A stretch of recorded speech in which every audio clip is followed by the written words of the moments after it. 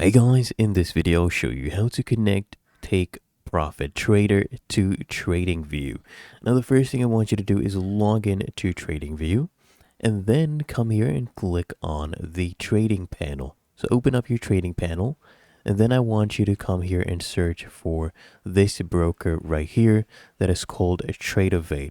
Okay, select TradingView as your broker because what Take Profit does, it is a prop firm that basically uses the TradingView platform, okay, for its trading accounts.